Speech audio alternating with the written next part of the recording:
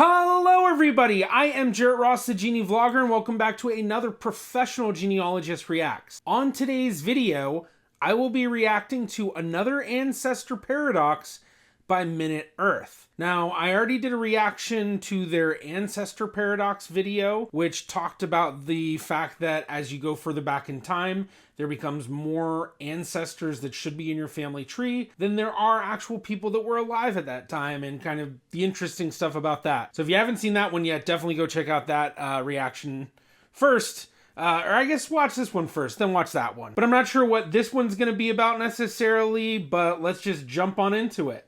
One day in the future, either everybody on Earth will be your great-great-great-great-great-ish grandchildren, or your entire lineage will have died out completely. And this applies to every single person alive today. And if that sounds ridiculous, that's because it is. But it's also true. Buckle up, because I've got another Ancestry Paradox for you.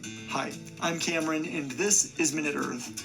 Let's start with a simple version to show you how the paradox is possible. Imagine an island with a few ground rules. Nobody moves to the island or leaves it, everybody pairs off randomly, every couple has 2 kids, and each generation has 10 people in it. Let's call the youngest generation Gen 0 and work backward from there, so that their parents' generation is Gen -1, their grandparents are Gen -2, and on like that into infinity and beyond. Following the whole family tree can look daunting, but let's start by focusing on this person down here.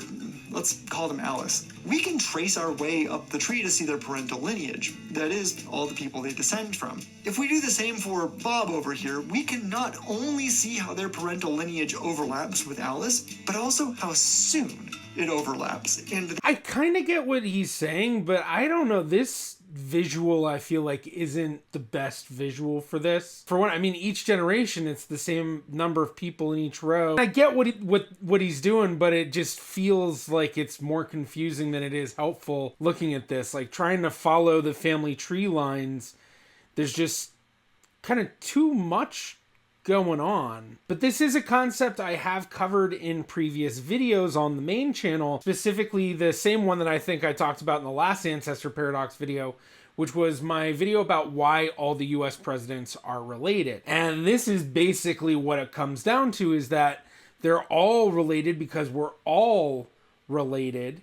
But in that video, we were talking specifically about how some girl had found that they all descended from King John of Lachlan. And basically what we found was that completely made sense with a study that had looked into how far back do we need to go before everyone on Earth can find a shared ancestor. And first they started kind of looking at like population wise. And so within like the European population, everybody that was alive 1,000 years ago and had children that continued on today, basically they had lineages that continued on from them until today. Everyone that was alive 1,000 years ago that falls into that is an ancestor of every single person alive today that has any European ancestry. But I remember there was a specific graph that was really interesting that showed the different population groups and then how far back in time you would have to be depending on a specific population group to find a shared ancestor with that other population group. Therefore, how closely related Alice and Bob are. In this case, since the overlap first happens in Gen -2, that would make them cousins. When we trace the parental lineages of everyone in Gen 0, we only have to go to about Gen -4 before we find a place where all the lineages touch. That is, we find someone who is related to everyone in Gen 0. And if we go further into the past, at around Gen -6 at most, all of the lineages end up overlapping everywhere. At this point in the past, everyone is an ancestor of everybody in Gen 0. Now, let's turn to Earth, which is basically an island in the vast sea of space. Of course, we real-world humans pair up for all sorts of not at all random reasons, like who we're attracted to and where we live. Not everybody has exactly 2 kids with a single partner, and there are a lot of us. So things here on our Earth island are much messier than on our hypothetical island. But using what we know about things like immigration and emigration, inbreeding, and population sizes, scientists can do a much more sophisticated version of our island simulation. And here too, if you go back far enough, somewhere between 70 and 170 generations, all of our parental lineages also end up touching. And you find one particular human who is the universal ancestor of everyone in the current youngest generation. Now, in the video that I did that I was talking about earlier, one of the things that I did was I talked about a couple of different ancestors that we knew were the ancestors of everybody alive based on a few scientific things. So two of the main ones I spoke about was mitochondrial Eve and Y chromosomal Adam. Mitochondrial Eve basically being the woman who everybody traces to when you trace up your purely maternal line, meaning your mother's mother, etc., for thousands, tens of thousands, hundreds of thousands of years back. Then we go and find mitochondrial Eve, a woman from whom our mitochondrial DNA of everyone on Earth is inherited from. She was not the only human alive at that time, but she is the one whose mitochondrial lineage lasted, basically meaning that she's the only woman from that time where she had a continuous lineage of daughters until the point where she was the only one to have still have a continuous lineage of daughters, and that makes up everybody. So mitochondria, the powerhouse of the cell, that's inherited from your mother. So whether you're male or female, your mitochondrial DNA is the same as your mother's mitochondrial DNA, and the same as her mother's, and her mother's, and her mother's, and so on. And then on the other side, we have Y chromosomal Adam, which is kind of the same concept, except the patrilineal line. So this is up from a son to a father, to his father, and so on. So females do not inherit a Y chromosome. They inherit two X chromosomes, whereas males inherit an X chromosome and a Y chromosome. And these Y chromosomes can be traced back for tens of thousands, hundreds of thousands of years to a man whose Y chromosome lineage is the only lineage that's still around.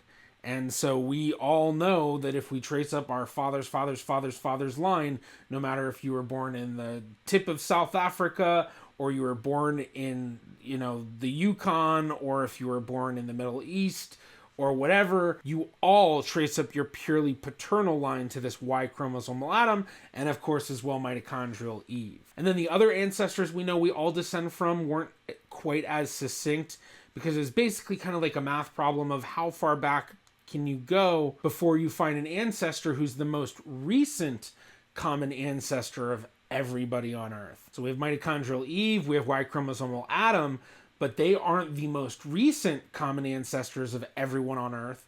There's somebody more recent. And if I remember correctly from what the study said, I think it was only about 2,000 years or so. We don't know who this person was, but they are the ancestor that makes even the two most distantly related members of the current youngest generation related to each other. In terms of years, this person was alive between 2,000 and 3,500 years ago, which, for one, means it isn't Genghis Khan, but... So interesting. So I wonder if they use the same scientific paper I used for my video. I wouldn't be surprised, because when I did the research, there really weren't that many papers that were kind of going into that sort of a thought process. So I imagine that's the case. But that's kind of cool seeing that, yeah, they have the 2,000 to 3,500 years as well. I know I said about 2,000 years. But either way, that makes sense. And then with the bottom part, 69 to 169 cousins is the estimation of who's the most distantly related to living people on Earth, kind of would be the question for that. But one of the interesting things that relates back to the idea of, within the European population group, we only have to go back 1,000 years before we find everyone alive was an ancestor of all the descendants with European ancestry now. But that also basically means that everybody who's a European would be at most distant, maybe like 30th cousins or so. So most Europeans are probably 20th to 30th cousins to each other. And I actually see that all the time when I use the World Family Tree, Genie.com, because we have the Relationship Pathfinder. And the World Family Tree, the idea of it is that you're building one tree for the entire world.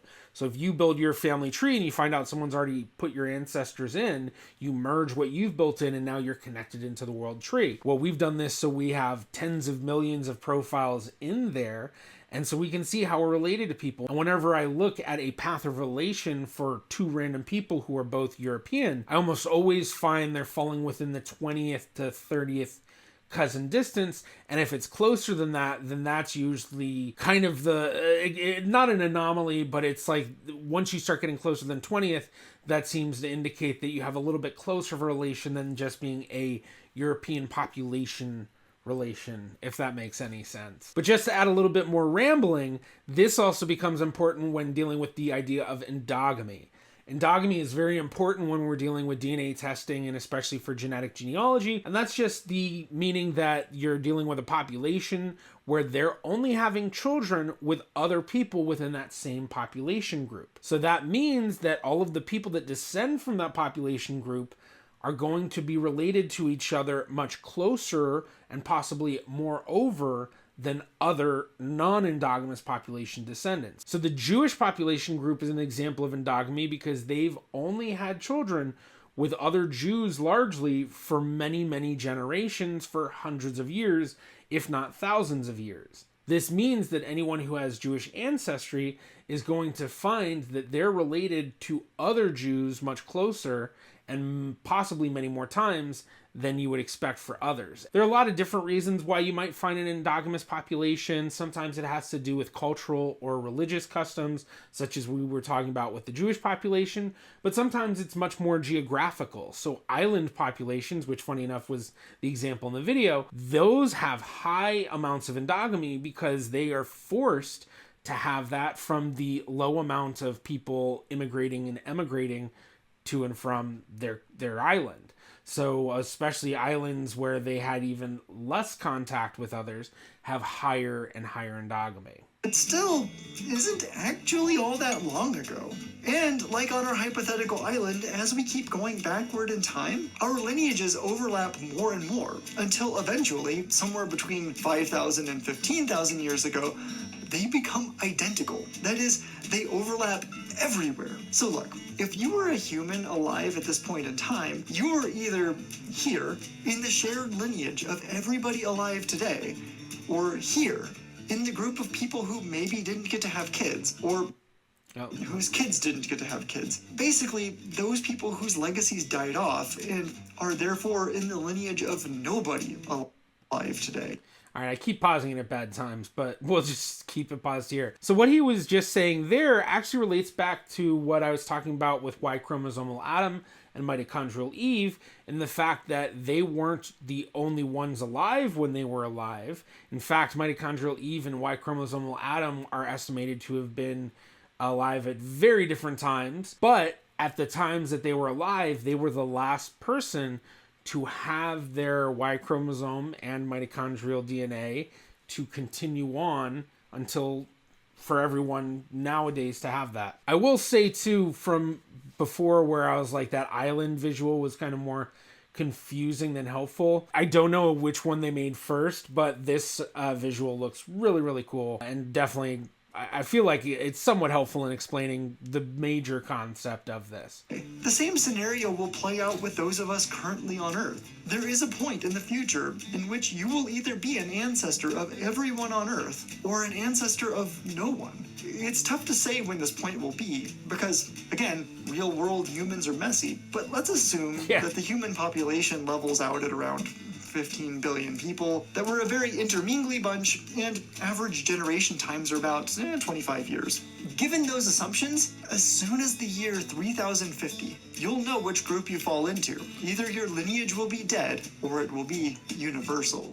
So with the thumbnail, which I think this is their thumbnail, I didn't catch the Futurama reference, but without the extra stuff on it, I definitely get it. So as per usual, Minute Earth had a great video. The visuals were great, minus that one island visual that I thought was kind of more confusing than helpful. But I always think of this kind of stuff, and it's really interesting to kind of think about, especially when you do genealogy, and you can see it on a much smaller scale. But as an example, I can trace my ancestry very far back for my Dutch Jewish ancestry, tracing it back to like the 1600s and 1500s and sometimes even further, and as well having it traced forward.